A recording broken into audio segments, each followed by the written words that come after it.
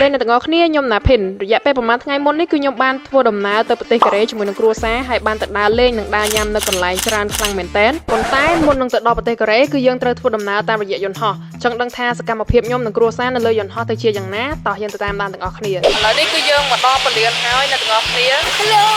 hello buổi dương cho đam thua đầm ná tới bể liền dọn họ này pe lưng nghít mong và hai chiếc pram cả lá đầm bay thua ca check in vài passport scan một điểm tay chạy ép xém đầm bay ai châu đo ti cái lại để dương cùi rong chăm chương ho ha bỏ dương bàn thì tu tới nó pe để dương ho ha từ can bể na để mình dạ pe vén lơ pi màu máu cứ mạ nhom tay ta cọ support by business classโดย Santa Vi មានខែគេងហើយការហោះហើរក៏មានផាសុខភាពដែរ support by business class នេះដែរគឺមាន free ជាមួយនឹង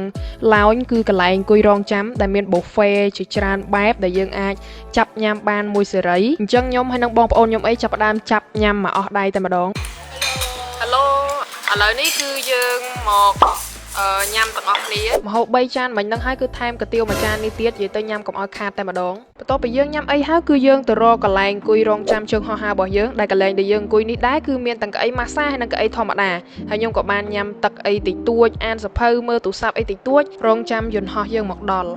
យន្តហោះយើងក៏បានមកដល់ហើយខ្ញុំក៏បានឲ្យគេឆែកប៉ាសពតដើម្បីយើងអាចឡើងយន្តហោះបានយើងកំពុងតែដើរឡើងយន្តហោះហើយនៅទាំងអស់គ្នាកន្លែងនេះកំពុងតែចូលតួមកធ្វើសោចឯណាដាច់ភីអស់លេងដោយសបុតយន្តហោះជិះពីប្រទេសខ្មែរទៅប្រទេសកូរ៉េផ្ទាល់គឺពេញតែម្ដងអ្នកទាំងអស់គ្នាព្រោះពេលដែលពួកខ្ញុំទៅនេះគឺជាពេលឆ្លងឆ្នាំដូច្នេះហើយគឺពួកខ្ញុំសម្រាប់ចិត្តជិះពីរតង់គឺជិះពីប្រទេសខ្មែរទៅប្រទេសថៃហើយចេញពីប្រទេសថៃទៅប្រទេសកូរ៉េឡើងមកលើយន្តហោះគឺគេឆែកសបុតរបស់យើងដែលសបុតរបស់យើងគឺមាន2គឺពីខ្មែរទៅថៃនិងពីថៃទៅកូរ៉េ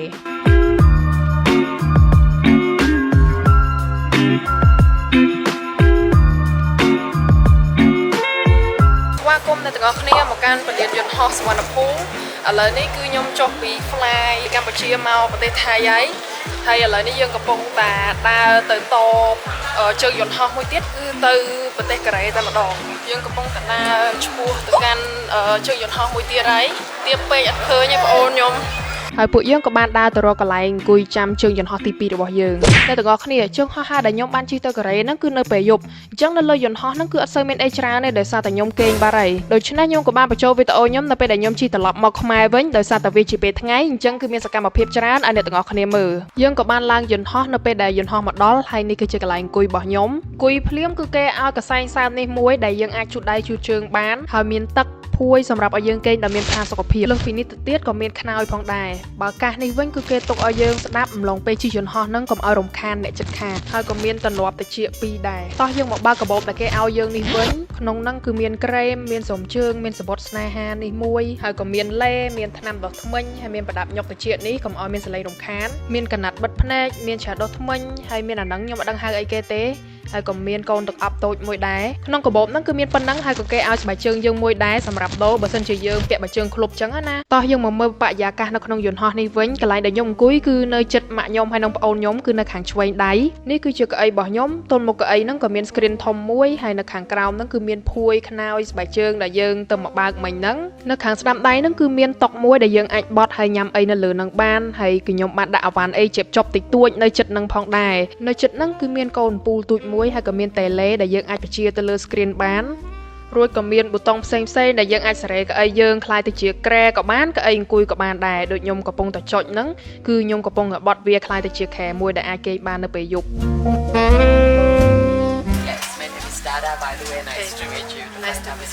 មុនពេលដែលយន្តហោះហោះឡើងគឺ flight attendant គាត់បានមកសួរនាំថាខ្ញុំចង់ញ៉ាំអីហើយគាត់ក៏បានឲ្យមនុស្សខ្ញុំមើលផងដែរពេលកំងមកហូបហើយគឺយន្តហោះបានហោះល្មមហើយនេះគឺជាទេសភាពនៅពេលដែលហោះហើរ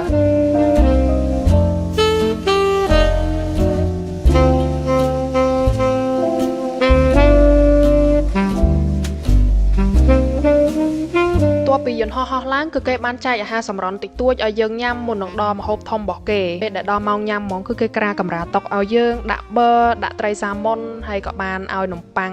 2ដុំឲ្យយើងញ៉ាំផងដែរក្នុងកណាត់ដែលគេរុំនេះគឺមានអំបិលស្ករប៊ីចេងមានស្លាបព្រាសមហើយកណាត់ហ្នឹងគឺយើងក្រាលើកៅអៅយើងតោះយើងមកញ៉ាំម្ហូបរបស់យើងដែលម្ហូបទី1គឺនំប៉័ងលាបជាមួយប័របែបបារាំងតែម្ដងឆ្ងាញ់បែបម្យ៉ាងប៉ុន្តែនៅតែចាញ់បាយស្រូបអ៊ីចិត្តខាងខ្ញុំលក់នៅខ្មែរទេ ហើយនេះគឺនំប៉័ងទី2ហើយក៏មានត្រីសាម៉ុនផងដែរម្ហូបរបស់គេនៅលើយន្តហោះទេប៉ុន្តែម្ហូបអស់នេះគឺនៅតែអាចរក្សាភាពស្រស់របស់វាបានហើយម្ហូបទី2របស់យើងគឺមានឆាសាច់មាន់ឆាបន្លែក៏ដូចជាមានពងទាក្លុកហើយនិងបាយសផងដែរនេះគឺជាផ្អែមទី1របស់គេហើយក៏មាននំប្រៃផងដែរហើយផ្អែមទី2គឺនំខេករសជាតិចេកនេះគឺឆ្ងាញ់ខ្លាំងមែនតើអ្នកទាំងអស់គ្នាឡើងទុនហ្មង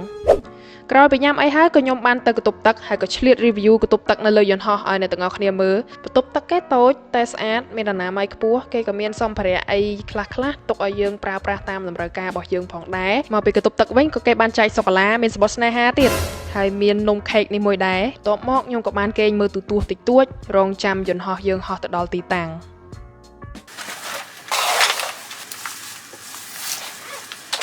ទីបំផុតគឺខ្ញុំបានមកដល់ប្រទេសកូរ៉េអ្នកទាំងអស់គ្នាហើយនេះគឺជាចុងបញ្ចប់វីដេអូរបស់យើងដែរវីដេអូនេះគឺជាវីដេអូភាគទី1តែប៉ុណ្ណោះបើសិនជាអ្នកទាំងអស់គ្នាចូលចិត្តវីដេអូបែបនេះអ្នកទាំងអស់គ្នាកុំភ្លេចចុច like ម្នាក់មួយហើយកុំភ្លេច subscribe ទៅលើ YouTube Channel របស់ខ្ញុំផងអរគុណអ្នកទាំងអស់គ្នាជម្រាបលាបាយបាយ